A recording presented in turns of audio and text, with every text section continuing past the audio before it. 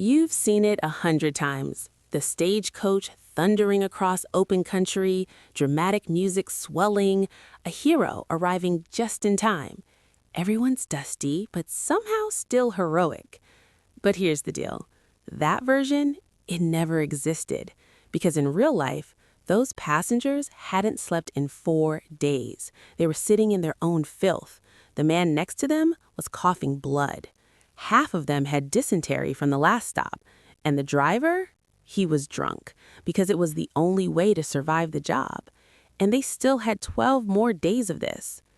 I'm going to be straight with you. I went through passenger diaries, medical records, company documents, even coroner reports from the frontier era. What I found? 20 brutal truths about stagecoach travel. Not one of them ever made it into a Western film. And stay with me, because number 15, that's something Wells Fargo buried for 40 years. And when it finally came out, it changed everything. Number 1, the math of misery. Picture the inside of a pickup truck. Now pack 9 people into it. Not for an hour, for up to 25 days. Stagecoaches were built for 6. Companies sold 9, sometimes 10. Knee to knee, shoulder to shoulder, no space to move. And when nature called, there were no stops. Men used a bucket, passed around. Women, they had no option that didn't involve humiliation.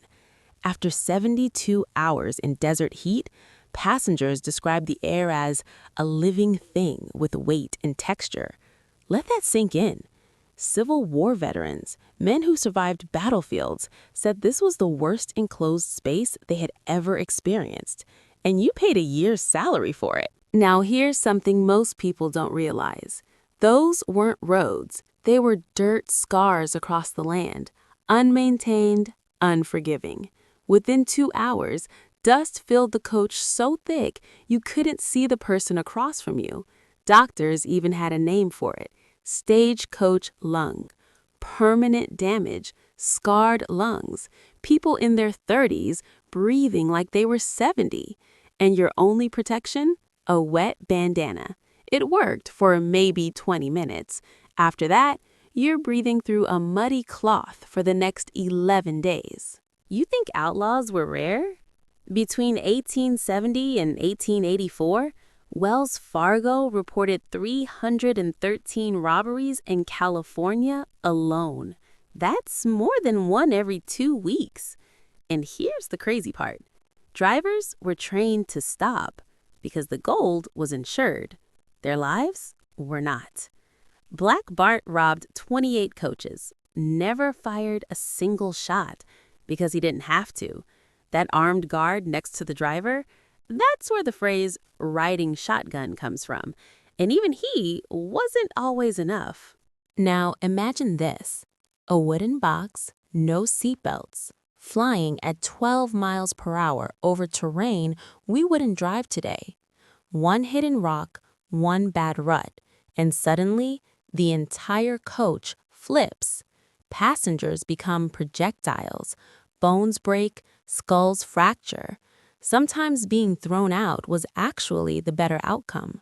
In 1864 alone, 47 serious accidents in 1 year. Drivers didn't fear outlaws. They feared the road. Let me tell you something. A single route needed up to 40 horses, and they were pushed beyond their limits. Dehydrated, exhausted, some collapsed mid-journey. And when that happened, you had 3 options: wait for hours, continue, weaker, or walk. Yes, people paid a year's salary and ended up walking 10 miles through the desert. No refund, no apology. Now here's where it gets worse, because everything you've heard so far, that's just physical suffering. What came next changed people permanently. Think of it like this. A stagecoach was basically a syringe. It picked up disease in one town and injected it into the next. Cholera, tuberculosis, smallpox, all traveling as passengers. Historians later discovered something chilling.